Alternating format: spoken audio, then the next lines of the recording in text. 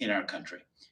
I think the threats to free speech in America today are as much mediated by the government or by top-down force as they are by a bottom-up culture, a culture of fear that causes people to step away from facing off from those with whom they disagree. So that's the first point I wanted to make. The second point is that the threats to free speech today present themselves in different forms than they did in prior eras in our history. Today, I don't think that the greatest threats to free speech come directly from the government. We see that occasionally from time to time, but that's not the manner in which the threat to free speech presents itself. I think the manner in which the threats to free speech in America today, now I'm talking about actual rights, free speech rights being violated, is through a merger of state power and corporate power that in some ways is far, not only more powerful, but far more dangerous than either one alone, because each is able to delegate to the other what either could not do on its own. Take a lot of the social media censorship that you saw as it related to the suppression of information relating to COVID-19. I understand that's one of the themes under discussion today. We now have evidence that the government did not directly muzzle the spread of that information, and to many that satisfies the demands of the First Amendment. Well, not so fast, I say. If the government is deputizing private companies to do through the back door what the government could not get done through the front door under the Constitution, that too is actually a First Amendment violation. Now I'm not just talking about the spirit of the First Amendment. I'm talking about the actual letter of the First Amendment. It's a famous case, I think it's called Hansen, about a bunch of railroads that were deputized by the federal government to fight the war on drugs. Well, the government, in its war on drugs, wanted to search and seize drugs from anybody who was riding the railroads. Well, there's this pesky thing called the Fourth Amendment that gets in the way, so the government passed a law that said that railroad companies were immunized from liability, from being sued by any passenger of those railroads if the railroad company chose to randomly search them, passengers or employees. It's not the government doing it, it's just private companies, guys. The Supreme Court said not so fast. If it's state action in disguise through a special form of immunity designed to induce a private party to take action that otherwise couldn't have taken, if it's state action in disguise, the Constitution still applies, said our Supreme Court. I bring that up, it'll be maybe obvious to many of you, the direct parallel that it has to Section 230C2 of the Constitution that does the exact same thing for technology companies today, immunizing them, shielding them from a form of liability to take down, remove constitutionally protected content that the government could not have taken down directly. Direct parallel to the immunity case as it related to railroad liability, sidestepping the Fourth Amendment. Another case called Bantam Books, which related to a bookstore owner that wanted to sell a book, but a prosecutor didn't want him to sell that book. So he threatened the bookstore owner and said that I'm going to prosecute you on some unrelated charge unless you take down that book. So a customer who wanted to buy the book sued the bookstore owner. And initially they said, oh, well, that's just the decision of a private bookstore owner. That's not state action. There's no First Amendment denial of rights here to a customer. That's a preposterous case. The Supreme Court said not so fast. If the government, here the prosecutor being a government actor, threatened the private actor to take an action that the private actor would not have otherwise taken, then again, it is state action in disguise. And as I said earlier, if it is state action in disguise, then the Constitution still applies. So much of the suppression of information that you saw during the COVID-19 pandemic, ranging from suppression of debate around the closure of schools to even the origin of the pandemic. Try saying it on a social media site 2 years ago that the virus originated in a lab in China, you'd have been suppressed. But what we now know is that a lot of that came in part at behest of governmental pressure, with a special form of governmental immunity wrapped around these companies that preempts state statutes that otherwise would have protected those consumers. That is state action in disguise. That's the manner in which the First Amendment threat presented itself today. In Russia, it would be much clearer. Vladimir Putin would just tell you what you can and can't say. He'd just shut you down.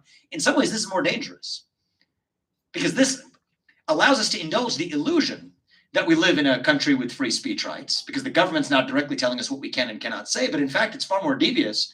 The government may be telling us without us even knowing that the government's telling us what we can and cannot say because they deputize things that we myself included on the Chicago campus, love, things like the free market, or at least the illusion of one, the hollowed out husk of one, to tell us that we can't say those same things. And so by presenting it in the avatar of that which we love, we get duped into a form of submission that we otherwise would not have abided. So that's the second point I wanted to make. The third point I wanted to make was that free speech is not a liberal arts luxury. And except I was talking about free speech on a university campus, can be a dangerous thing, because we seek to pursue truth here on a university campus in ways that are often abstract, important, but maybe disconnected with the way that everyday Americans may live their lives. Free speech is not a liberal arts luxury. Free speech is a precondition for the pursuit of truth in everyday life. I believe we would not have closed those schools across the country 2 years ago if you had been freely able to say on the internet that we should not close those schools and make an argument for why. I think long ago we would have held China financially accountable, using financial levers that we have available to us for starting and unleashing hell on the world in the form of the COVID-19 pandemic, had we been allowed to say on the internet that the pandemic actually originated in a man-made lab in China, or in a man-made form in a lab in China. I think that has implications for the future. The newest China virus, by the way, maybe you don't know this, maybe we're not even allowed to say it, but it's grounded in truth, is actually a virus that finds itself in the form of synthetic ingredients, 4 of them, that go into the production of fentanyl in the hands of Mexican drug cartels that cross our southern border daily, resulting in 200 deaths of Americans here on American soil per day, up 1,000% amongst young Americans over the course of the last 3 years. The raw materials of which are coming from, of all places, I'm not making this up, Wuhan, China. The book coming out, Peter Schweitzer, I think, is writing it based on what I told me. I think we're going to learn that there's hundreds of Chinese chemists south of our own southern border in Mexico, facilitating the production of synthetic fentanyl that then crosses our southern border as part of a modern opium war. But you mark my words, between now and next year, there will be the suppression of speech relating to this China virus on account of the same excuse that was used to suppress the last one. Allegations of racism, allegations of bigotry. And I think that's how the threats to free speech play themselves out today. As T.S. Eliot said, not with a bang, but with a whimper. It's not the government knocking on your door and muzzling you from speaking up. It's in the form of private market activity with just the invisible hand of the government guiding it in a certain direction. It's at behest of a group of people, all of us, that are insecure about being labeled the thing that we don't wish to be called, being labeled with that scarlet R, racist, or whatever else, capital D, denier, whatever label we cannot abide being called anymore. Our insecurities cause us to bend the knee. It's like when the Israelites escaped from the rule of the Pharaoh. They were lost in the desert. What do they say when they're lost? We want to go back and bend the knee to the Pharaoh. Well, I think that when we look at the greatest threats to free speech, actually, it's not just the government. It's not just the government woke industrial complex, though I said that state action in disguise plays a role. The greatest threat rests within. What is it inside that causes us to want to bend the knee? What is it inside each of us that some part of us causes us to want to allow ourselves to be suppressed at behest of being labeled something that our insecurities make us fear more than the loss of speech itself? That's the real threat to free speech. It's the threat that comes from within. I think we're not going to fix that by just seeing it. I think we're going to fix it by filling that vacuum in our hearts with a sense of purpose and meaning that we long for. Ask young people today, I try it all the time, ask them what it means to be an American. You get a blank stare in response. That's the vacuum at the heart of our national soul. And I think that is actually the greatest threat to liberty and to free speech in America today. So thanks for indulging my unstructured reflections this afternoon. And I look forward to taking a few questions from you all and seeing some familiar faces in the audience. It's a pleasure to be here. And I thank you guys for welcoming me during my trip to Chicago. Thank you. Yes. Please. So, first of all, thanks for all you're doing. This is an inspiration for a lot of us, and I commend everybody to read Chapter 5 of the World Game book. It's one of the best presentations of the threats of ESG that I've ever read. Anyway, thank you for all that. But what will help us recover the national soul? What are your ideas on how to change that answer from the young person you ask them what it means to be an American? Mm-hmm. There's a survey that came out earlier this week that I found somewhat disturbing, but it takes the pressure off if you view it as less disturbing and more just amusing. 60% of young people in this country would sooner give up their right to vote than to give up their access to TikTok. Yeah, which is pretty fascinating, actually. Who was the genius that thought of presenting them with this choice? I wouldn't have thought of that in a million years, but it was actually a really insightful result that came of it. I think whatever it is, we're going to have to think ambitiously. It's not going to come back automatically. The things that used to fill our void of purpose, faith, patriotism, hard work, family, these things are mostly gone, but not entirely. I'm most focused on, I'm not running to be a pastor, though I do think that the revival of God can play a role in all of this that can be uncomfortable to talk about on a university campus. So unless people want to, I'll stay away from that one. I don't have much of a role to, but if you're running to be the president, you can certainly play, you can also fill part of that vacuum with the revival of civic pride in our country. And I mostly think that young people, I think all of us, but young people included, do not value a country that they simply inherit. I think we value something that we have a stake in building. So that's why, to much controversial fanfare, I think a week or two ago, I announced my support for a constitutional amendment in this country that would raise the voting age from 18 to 25, but which would still allow you to vote at age 18 if you either serve the country, either for 6 months in military or first responder service, or else, if not that, then at least pass the same civics test that every naturalized citizen is required to pass in order to become a voting citizen of this country. We can debate the merits of that. I know that's not the subject of this afternoon, but whatever it is, I think we're going to have to be ambitious. We will not wish civic pride back into existence. 25% recruitment deficit in the military last year, less than 16% of Gen Z says they're proud to be American. What does being American mean?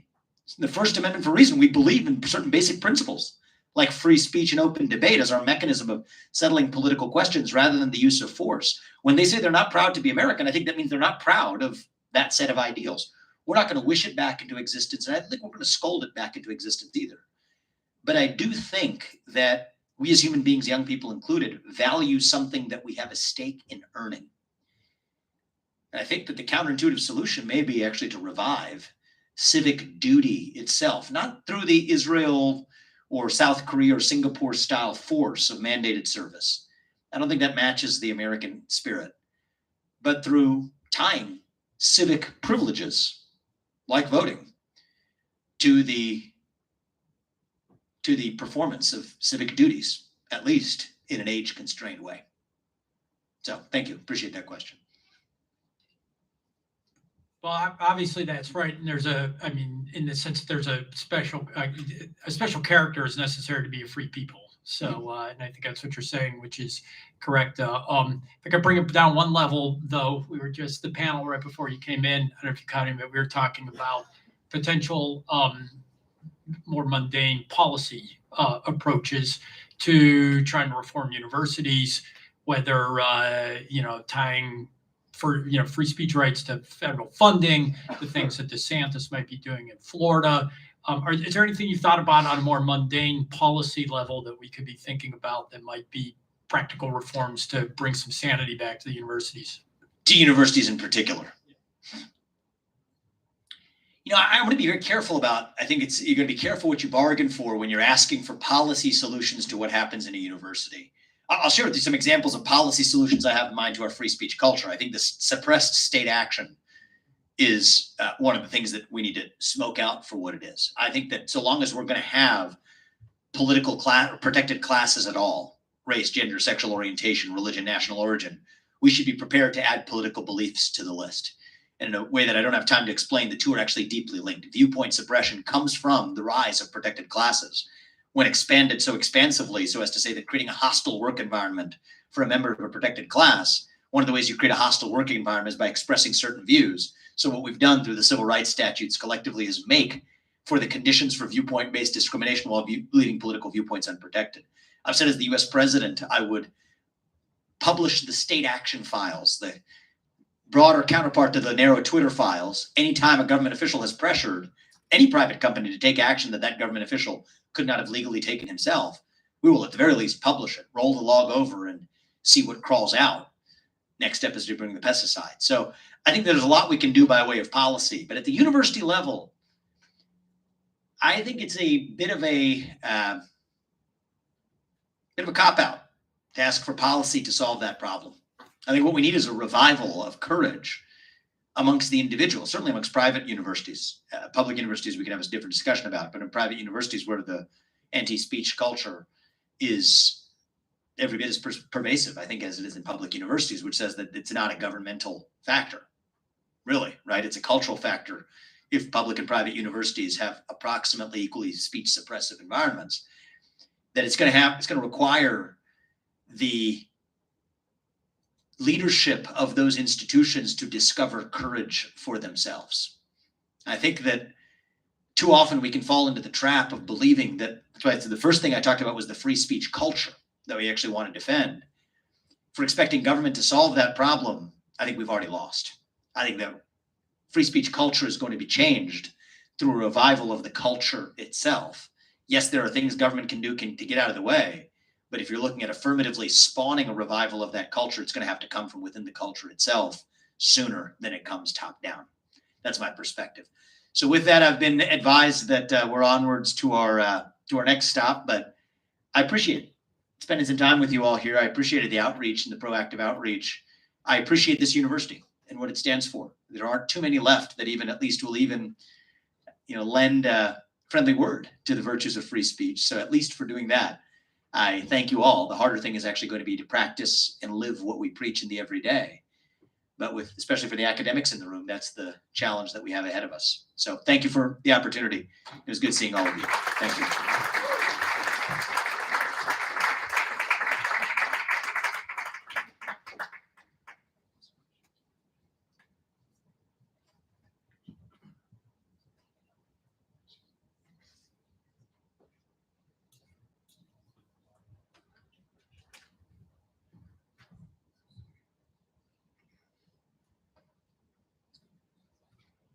Thank you so much, Vivek, for that insightful commentary and taking those questions. We really appreciate it. Next up, to conclude our political presentation, we're going to be having a special video address. He couldn't be here in person today, unfortunately, but he did send us in a video, and we're very happy for that. Also running for president, Robert F. Kennedy Jr. He was born to a political family, as you know. He is the nephew of America's 35th president, John F. Kennedy, and son of his attorney general, Robert F. Kennedy. He is the founder of the Waterkeeper Alliance, the world's largest clean water advocacy group, and served as its longtime chairman and attorney. He then went on to found Children's Health Defense, a mass membership organization where he served as chairman and chief litigation counsel in its campaign to address childhood chronic disease and toxic exposures. Now, as he's turned his eyes to the presidency, seeking the 2024 Democratic nomination in a bid to defeat President Joe Biden. Take a listen to what Robert F. Kennedy Jr. has to say about COVID and censorship, as he knows very well about himself, in this special video address. I'm sorry I can't be there on the live stream today with everybody, but I'm traveling today, so I pre-recorded this. But I was asked to comment on the censorship vis-a-vis the lockdowns, and there's so many kind of alarming and disturbing aspects and features of what happened during the COVID crisis that it's almost difficult to decide where to begin. But let me just kind of randomly pick one of the features that was really alarming, that the people who imposed the lockdown and then censored criticism of the lockdown were people who had really demonstrable conflicts of interest in those prescriptions in those countermeasures. And we should understand from the beginning that the lockdown countermeasure particularly was an unusual choice because, and a counterintuitive choice, because all of the pandemic preparedness protocols that have been developed over 30, 40, even 50 years have all said that you should not, whether it's for the WHO, for the CDC, by the European Medical Agency, the EMA, or by the UK Health Service, National NHS, National Health Service, all said you don't use lockdowns, mass lockdowns in pandemics. You quarantine the sick, you protect the vulnerable, but you keep society running because the inevitable outcome of shutting down an entire society is cataclysmic. And in many cases, you'll actually amplify the number of deaths, which clearly happened here. I mean, the United States, which had among the most draconian lockdowns, had the highest death rate from COVID by far. We have 4.2% of the population, and we had 16% of the COVID deaths. So the way we handled the pandemic was not good, and it was not a good choice. And meanwhile, there are other, we can look at state by state and country by country, and the countries those data suggest the countries that were much more open, that maintained an openness and did not have draconian lockdowns, did much better. The lowest excess death rate in Europe was the one country, Sweden, that did not impose draconian lockdowns.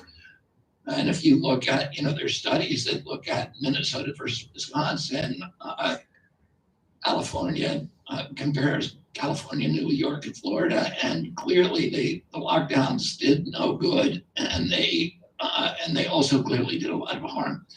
And so the criticism of them was legitimate. And this was a real departure from tradition, from recommendations.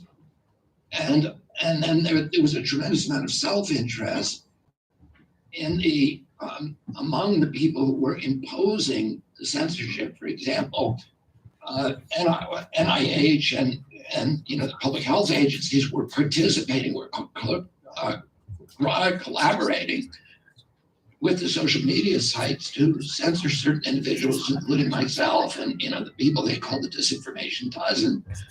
And disinformation, as we know, does not mean erroneous information. It means it's a euphemism for any statements that depart from government orthodoxy. So these were not people who were saying things that were factually incorrect. These were people who were just challenging government policies, which it is the right and the purview of every American citizen to do. It's a duty, for us to criticize our government when the government's doing the wrong thing.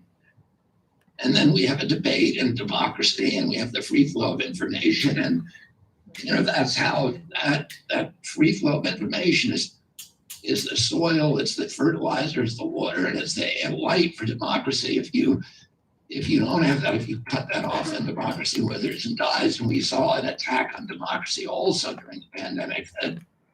The response was not a public health response, it was a militarized and monetized response.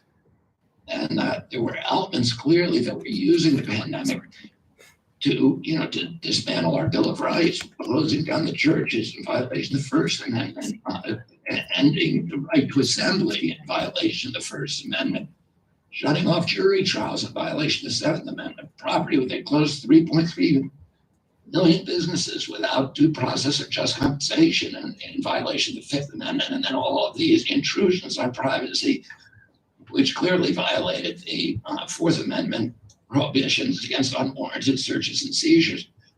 There was this all-out assault during that year of our constitutional rights that was unprecedented in American history.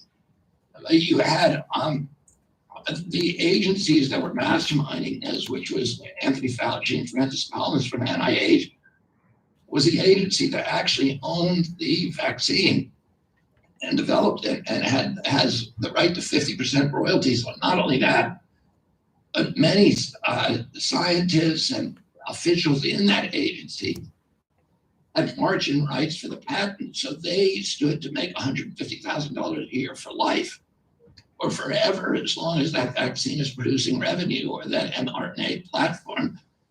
Those public officials who are supposed to be regulators, but that conflict of interest puts them into this twilight zone where they can easily get subsumed in the mercantile ambitions of the pharmaceutical company, which they're going to, share in the large assets produced by that. And Anthony Fauci, has recently said that, I acknowledge that lockdowns don't work, but the purpose of the lockdown, according to him, was to corral people into taking the vaccine.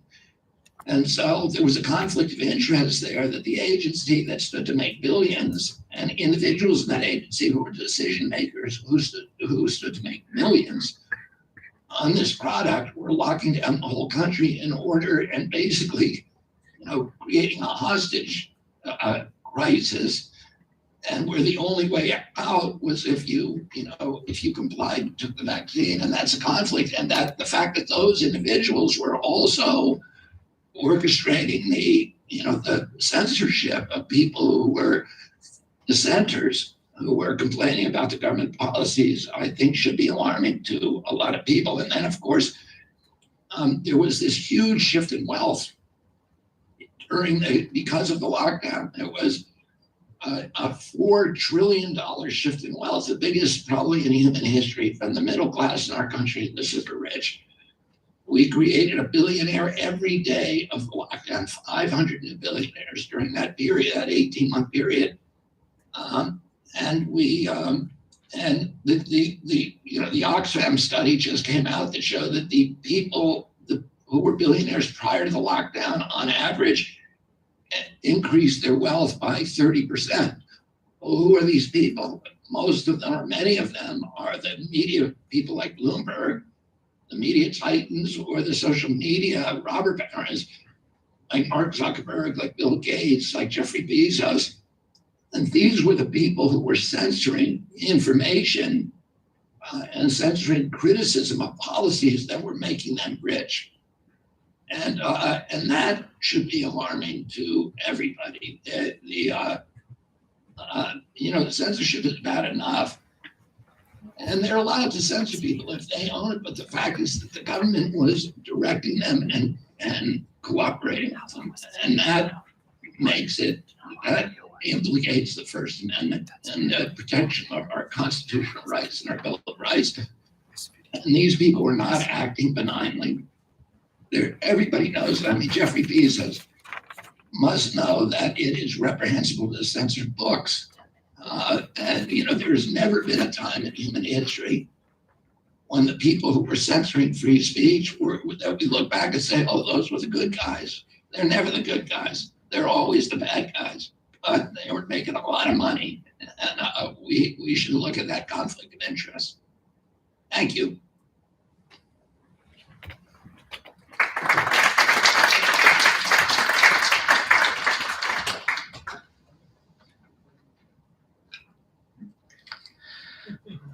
Okay, moving on. Rounding out our distinguished speakers today, Dr. Larry P. Arnn will deliver a keynote address. Dr. Arnn is the 12th president of Hillsdale College, where he is also a professor of politics and history. From 1985 to 2000, he served as president of the Claremont Institute for the Study of Statesmanship and Political Philosophy. In 1996, he was the founding chairman of the California Civil Rights Initiative, which prohibited racial preferences in state hiring, contracting, and admissions. Dr. Arnn is on the board of directors of the Heritage Foundation, the Henry Salvatori Center of Claremont McKenna College, the Philadelphia Society, the Intercollegiate Studies Institute, and the Claremont Institute. He served on the U.S. Army War College Board of Visitors for 2 years, for which he earned the Department of the Army's Outstanding Civilian Service Medal. Please welcome our final special guest, Dr. Larry Arnn.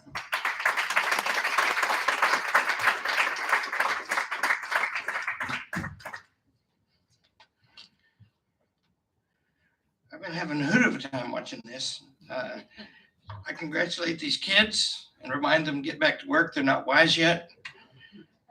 Um, I want to say to Mr. Zawicki that it's great to be a college president, because if you manage to do the least thing well, everybody is astonished.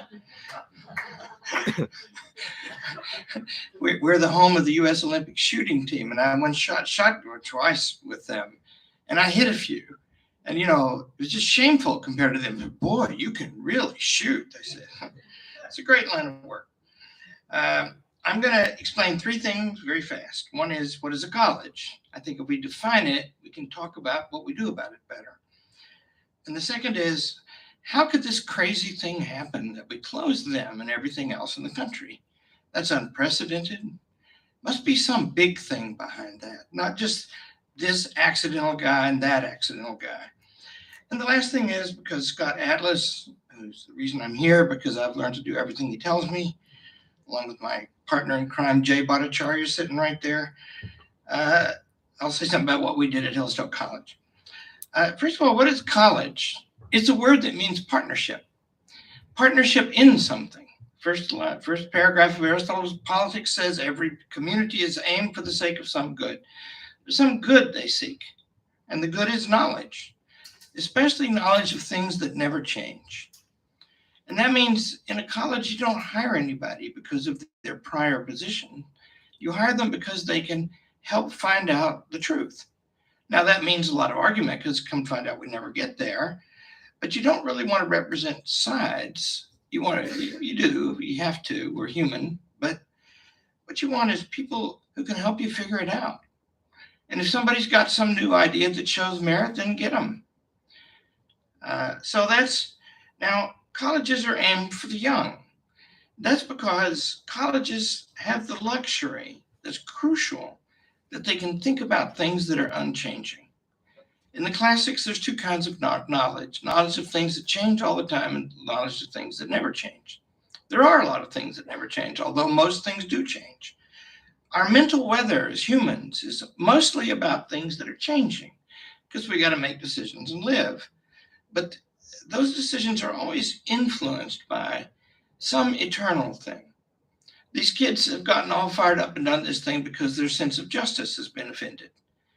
And that sense of justice is eternal, right? It has to do with the circumstances, but it fits every kind of circumstance. And that's the first reason you need to know to act. But the second is, it's the most beautiful kind of thing to know. And this time when you're young and foolish, and got nothing but energy, and you haven't started your life yet, that's the time. Dig. Hear me, young men and crazy boys? Dig. Learn. Right? That's the ticket. Colleges work a certain way. They work by argument. They don't work by rules. Rules are terrible. I've heard several of you guys with whom I'm in warm agreement propose new rules. The solution is almost always to repeal rules, because human beings are not well governed by rules. Do you know in America, I mean, these lawyer guys, they don't know this. Look at the old laws. I think the Homestead Act is about 1,450 words long, and it gave away 10% of the land area of the United States, right? And that means the laws could be read by ordinary people. At Hillsdale College, when I came there, we had 130 pages of student rules. Now we have 17 discrete rules, and we only have that many because we have lawyers. I can fight back, boys. And there's really only one rule anybody can remember: be good. A second, and everybody knows what that means, by the way. I mean, Anthony Fauci shows signs of being ashamed of himself because he has raided the public treasury and used power to do it. And of course, everybody gets really hot when somebody accuses him of that, because that's despicable and we all know it. So be good. The second thing is, colleges are voluntary organizations. Every single individual act of learning that is ever achieved is an achievement of the one who learns it. Now we need help, because reason and speech are the same thing. We can think together, right? And we think better when we think together. But on the other hand, each one of us doesn't learn anything unless he tries. And so college should be a place for people who really want to be there. And University of Chicago is like that. That's hard to get in, right? You can always tell. If they're hard to get in, that's good. That's an advantage. Hillsdale College is very hard to get into. And then we torture the hell out of them and tell them that before they come. And you got to sign the honor code. Go somewhere else. We urge you, right? And then the ones who are there, they want to be there, right? And then you don't have to make rules about them. And you don't want to be in the business for 5 minutes, any sane person in his life, trying to make people do things they don't want to do, because it will always waste two people's time. So that's college, right? Now, how did it get to be such a mess? The answer is the whole structure of the republic has changed. It is one of the largest constitutional changes in human history. In as late as 1920, the government was decentralized, localized, and small. And now it's huge and centralized. Also, the laws were simple. Madison writes in The Federalist, if the laws be so voluminous and changeable that no one can know what they mean, and this is a paraphrase, then even if they're made by the right procedure, they are not laws. You see, who could track what the devil they were saying about COVID? It was crazy. So we've done that, right? The most important power is the legislative power, and the Congress does not make the laws anymore. And the people who make them are unaccountable. And so we're used to the fact now that some idiot you never heard of before, with whispers that they'd be screechings if there weren't controls on the press, that whispers are that he's making money on the deal, is the world's leading expert on the virus and what to do about it, and we all got to stay in our homes. And by the way, you're not supposed to notice that he changes his mind every 72 hours. And by the way, to try to rule anything by that procedure, it's like a dog walking on its hind legs. It ain't pretty. It's a miracle it can do it at all, right? That's what's changed, and it's a huge change, and it's a mortal threat. That don't make a mistake. It will ruin everything. I teach a course on totalitarian novels. I used to teach it for fun and to illustrate some points. Now I'm kind of afraid to teach it. Look what's going on, right? And we're so drunk with power and money at the top that the journalists want to be in on it, right? They're hitmen for the rich and powerful.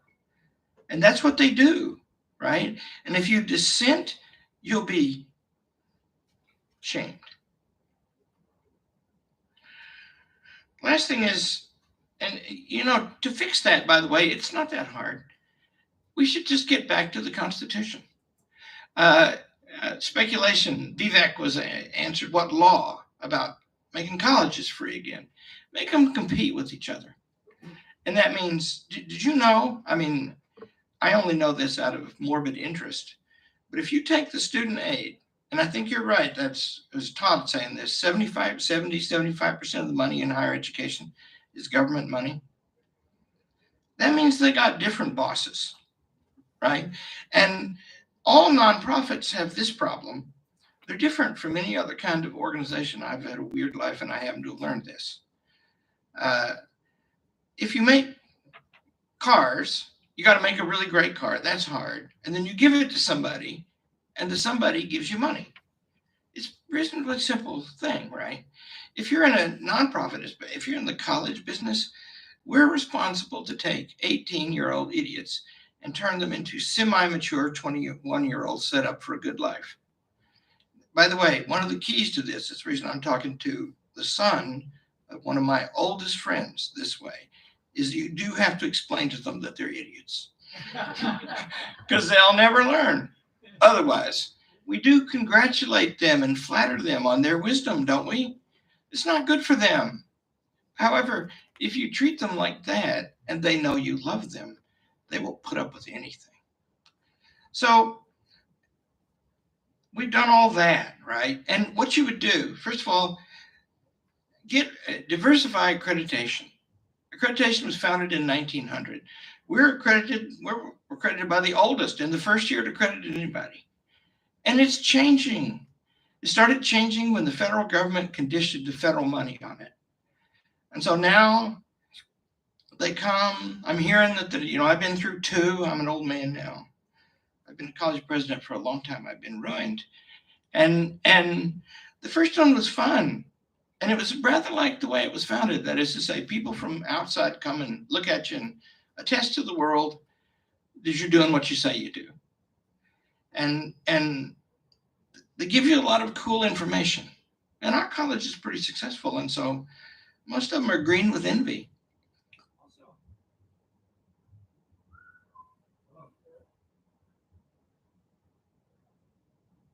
Who did I offend?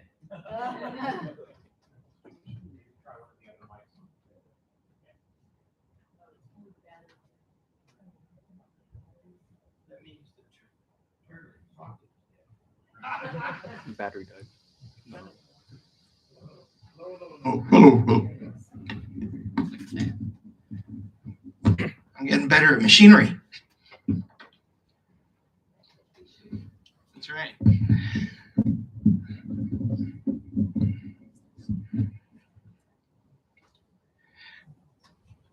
Now what it is enforcement.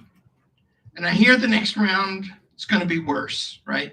In the first one, they'd sit around and talk to me and say, wow, how'd this happen? And what do you think about this? And maybe you could change this, right? It was very handy. I mean, it's kind of fraught, because it takes too much time. But the second one, they're forbidden by the Department of Education from giving us any feedback. And yet they're the ones sitting in the room. And so, of course, they cheat a little because, we're pretty good at what we do and people are happy there. And so they're not, we don't have transgender dormitories or anything, but maybe we'll lose our accreditation over that. And we don't care about the money, but they regulate the transfer of credit among us all. You see, they actually are a gatekeeper for the friendship among colleges that should be natural and is if it's respected, right? The second thing is repeal. Out of morbid interest, that's what I was about to say, out of morbid interest, when I became a college president, the only job I've ever had in a college, I called the lawyer and said, send me Title IV. That's the one about the student aid.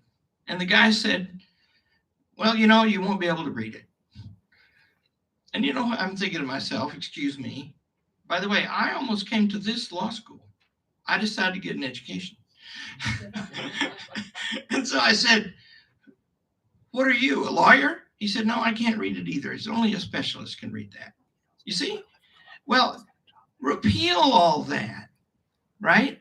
Anything that takes more than a paragraph is not fairly enforceable. That's the challenge. That's what you guys, by the way, you fancy lawyers need to figure out. How do we write simple laws again? So, and it wouldn't be that hard to decentralize colleges and you wouldn't have to take a nickel away from them. You just have to give it differently.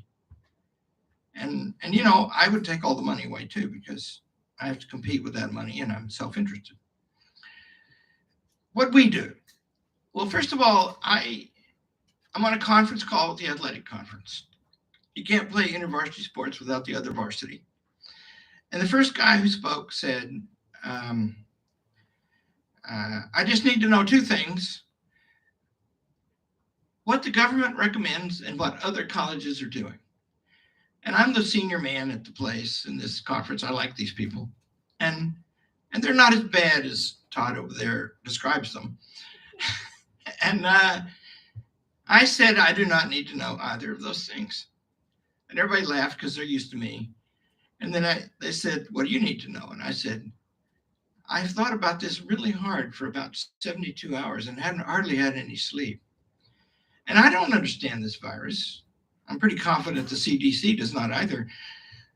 But I have thought about what would it take to isolate people.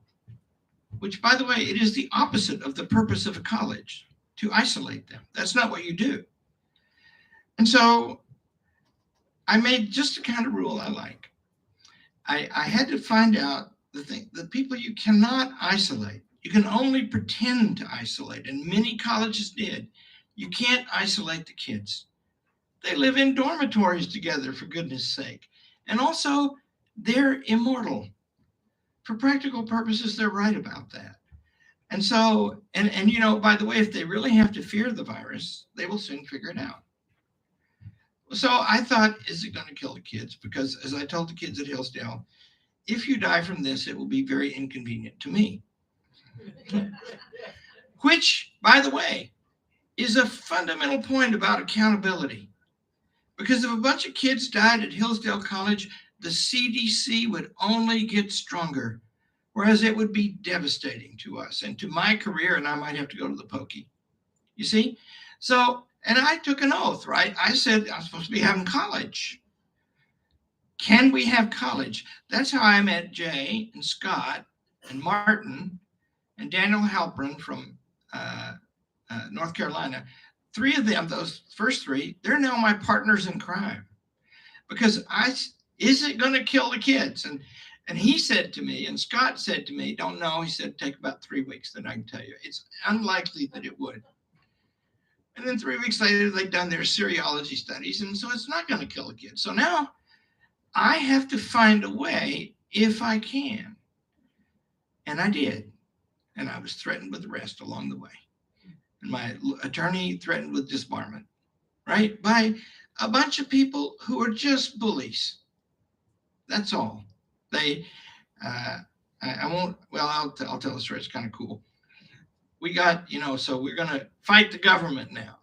And that's, that's not fun because it's a many-headed beast and it has unlimited resources. And remember, this is a college was founded by people who were friends of Abraham Lincoln. That's why I came to work here. It's a fighting college, right? And I thought, I can't put up with this. And I don't pick fights with the government. Well, I do. But, colleges are supposed to radiate. Their function in a free country is to keep up an activity of knowledge that radiates everywhere. Just read your Tocqueville. Read Thomas More. Read Socrates, right? Plato's Academy. What were they doing there? You see? And so, yeah, we should talk about the government, but the truth is, what we want is we want it to leave us the flip alone. And now it's telling us we got to stop. And here's the thing.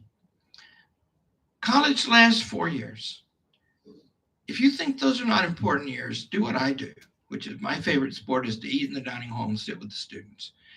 In the fall, I sit with the freshmen. When you sit down with them, they blush and wiggle and giggle. Sit down in the spring with the seniors. They're about to go. They think they own the place, right? They have matured. Now put college off for 2 years and you lose the innocence and energy of the freshman that is the spark for the learning that they have to do. You see, and it's hard, right? They come from high school. At our place, everybody's got to read the classics. The football team's got to read it. I wish Chicago had a football team so we could beat them. And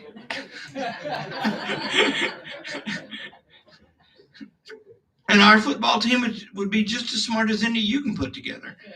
And so they're going to sit down and they're going to read the first page. And the list of books on the shelf that everybody has to read is about that long. And every page of it is hard, right?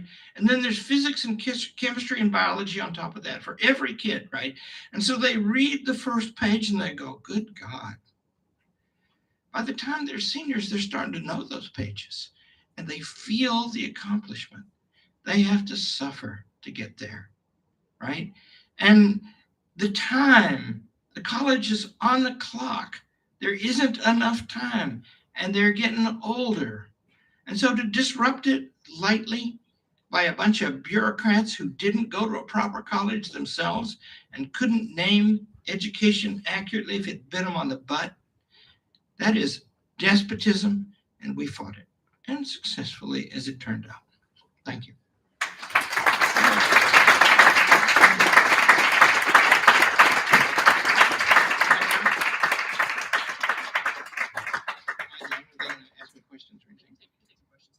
Does anybody want to say anything?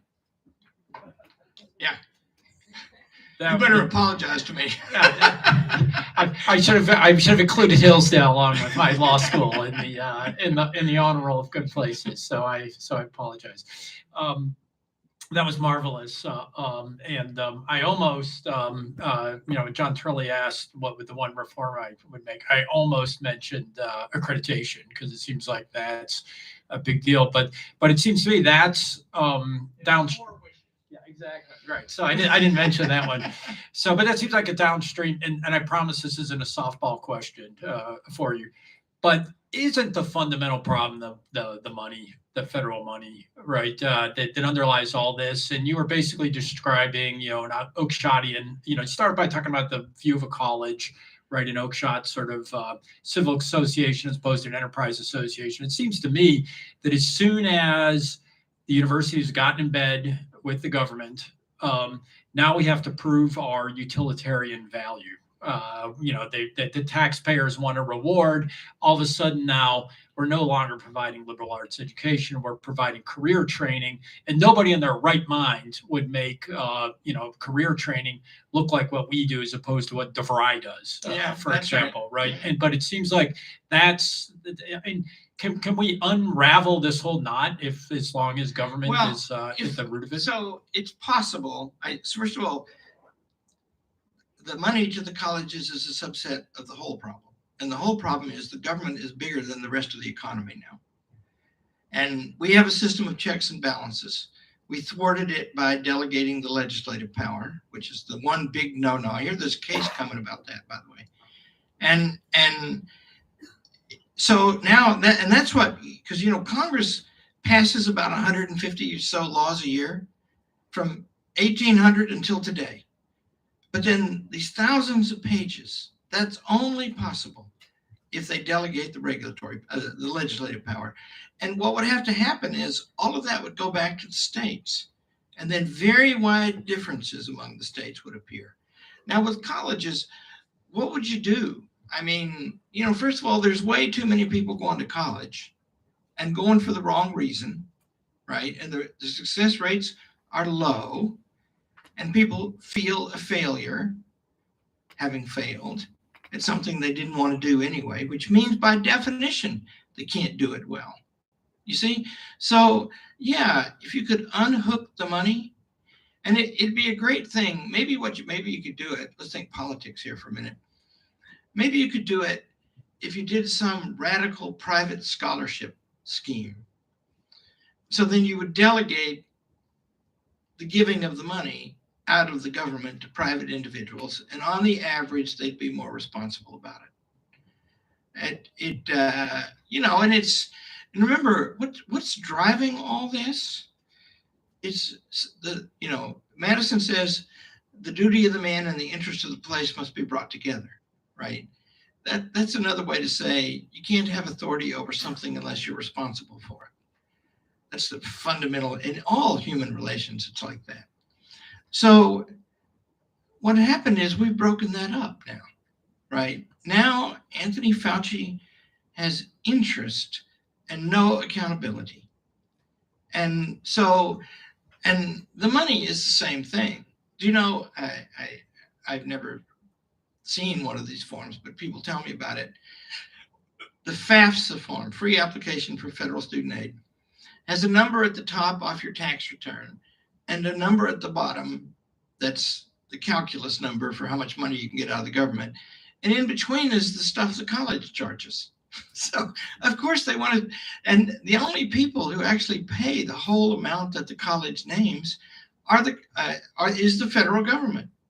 You just raise your tuition, and I know, because I know a couple of them have admitted to me, they have calculators what the optimal number is to maximize their federal revenue. And that's just, and that means, by the way, Churchill had a favorite saying, what is not paid for is not valued. And, they don't, at Hillsdale College, we're spending money on each kid like the University of Chicago. It's 90 grand a year, a little more than that. And we're charging 20. So we don't have the terms of trade you do, because fancy people like you guys forget that we exist. And I don't care. I like the anonymity. But education is expensive. It's inflated by the federal subsidies, of course. But still, you guys are, for people who know as much as you do and are as successful as you are, you guys are cheap. But still, what do you produce? And take somebody like you, a college professor. I've interviewed more than 500 people for faculty jobs now. I've interviewed all three who come to campus every time. I find it inspiring, right? Because they're all used to being the smartest people they ever met. And if they wanted to get rich, they could. They go to law school. No, that's what they do if they want to rule. But what they want to do is dwell in the eternal things and show young people how to do that. There's no calling more noble than that. And I personally love the faculty at Hillsdale College and get on with them like a house of fire. Because, I know them before they take the job. Okay, one more, yes, ma'am. You mentioned accountability in your comments, and if we look back over the last 20, 25 years, it seems that there's been a real lack of accountability through, with respect to holding government officials responsible for their actions and private industry. We've seen the 2008-9 financial crisis. We saw tremendous deception over the Iraq War. And now we're seeing the same kind of thing where these people who are in power and have dictated these draconian policies over the last several years are now attempting to whitewash their role in all of it. And I guess I just wonder, is there a solution? I mean, how do we hold people accountable when there seems to be some kind of a stalemate in Congress? And, I just wonder, how do we do it? How do we get to a place where we actually hold people accountable for their positions and their roles, because it's not happening. It's not what you described is not just in the government, it's in everything the government touches. So like college presidents are blamed for the evils of a college, but they don't actually have much power over it. They're figures of fun. They've been made fun of here. I don't work in those conditions, and I wouldn't. I'm responsible. And that means I got to be prepared to go to jail if it's right. But so accountability in government is, the greatest instrument for the granting and controlling of power is the Constitution of the United States. Nothing, a fraction so successful at that. And so go back to it, right? And that means simplify, decentralize, localize, and diminish in size. And there has to be a movement, because it's one of the great migrations in history, the way power has gravitated from the local places to the center. And the tech revolution makes it worse because you can keep track of people so efficiently. So we're up against, here's a weird thing. Winston Churchill warned about this very thing all his life. He was pretty good. And he would have known how to handle Anthony Fauci, because he wrote beautiful things about it. I sent one to, this is very indiscreet. I sent one to a certain powerful official in Washington, D.C. In 1902, when he was 27 years old, Winston Churchill wrote a letter to H.G. Wells.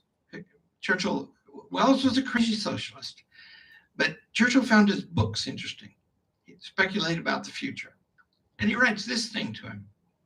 This letter's only been known for a few years. because it wasn't in the Churchill archive.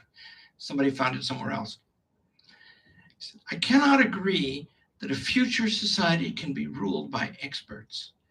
Expert knowledge is by definition narrow knowledge.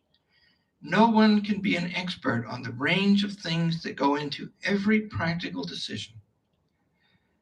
He went on, is there not a form of expertise, however, in weighing the facts, listening to the competing opinions, thinking about the wishes of the people and their good, and forming a policy, all of that? That's what we call practical judgment or statesmanship, right? And so I think that in the year what was the year? 2019? Was that when all that happened? I think there wasn't anybody around who understood that. And let's say to this certain high official, he said, how we doing? And I said, get Anthony Fauci off the stage. And that was about 2 weeks in. And he said, who should I get? Deborah Birx. And I said, no. He said, you don't like her? I said, I don't know anything about her, and I don't need to. You should get a mixture. And then people will see that the experts disagree, and then you can make the only kind of decision that's possible, a practical decision. And remember, if practical wisdom can rule, then the people can rule, because everybody's got that. And they get better at it if they get a chance, by the way, which now experts are telling them how to raise their kids. But if it's expertise, then free government is dead. It will be the destruction of it. That's the thing that Winston Churchill knew.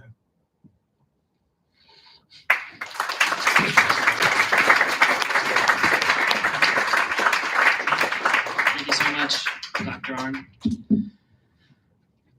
For those of you who haven't met me, or I guess read my name tag today as I've been walking around, my name is Tyler Shasteen. I'm a first year here at the University of Chicago, studying economics and law, letters, and society. Today, as we reach the culmination of the academia's COVID failure symposium, I stand before you filled with gratitude and hope. This gathering has brought together a multitude of voices, united in a shared concern for the erosion of academic ethics, the loss caused by censorship during the COVID-19 pandemic, and the imperative to safeguard our freedom of speech.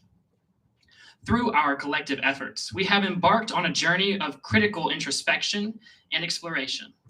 And I believe that we have laid the groundwork for a national dialogue that is long overdue. The reason we initiated the symposium was born out of a deep-seated conviction that the principles that underpin our academic institutions are sacred and must be protected. Historically, American universities have been bastions of intellectual discourse, where radical ideas have been nurtured, where the pursuit of truth and knowledge has flourished. Yet recent times have witnessed a betrayal of academic ethics that has shaken the very foundation upon which our institutions stand. It is our responsibility to unravel the causes of this betrayal, to examine the consequences of censorship in the face of a global crisis, and to chart a course towards safeguarding academia and preserving our freedom of speech.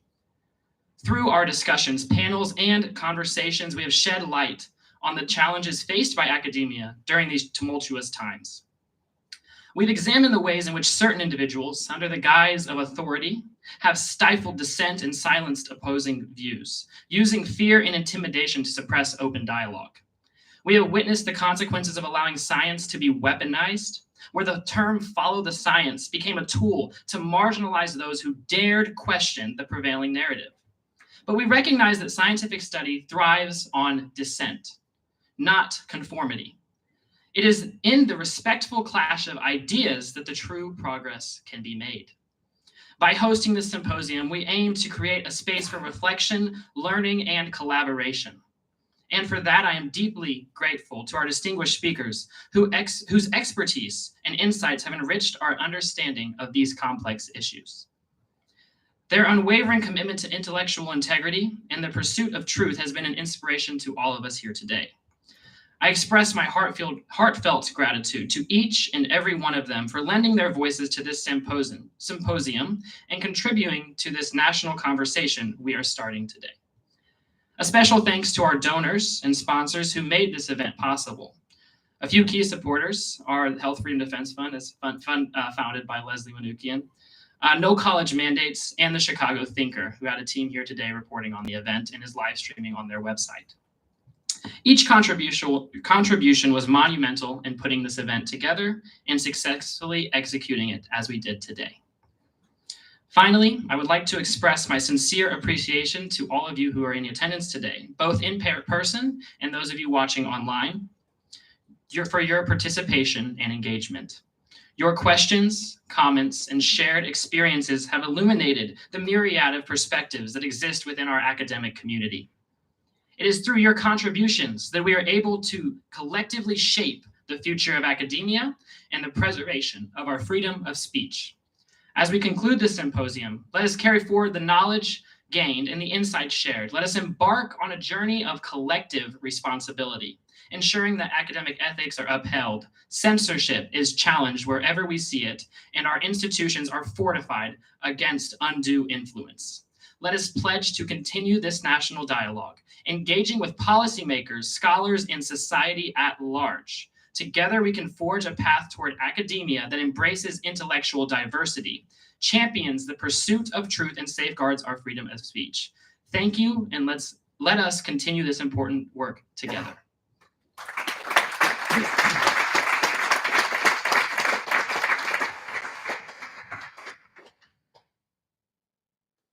Folks, that's about it. Thank you so much. It's been a real pleasure. Feel free to hang around as long as you like until someone gets bitter and kick you out. Thanks again.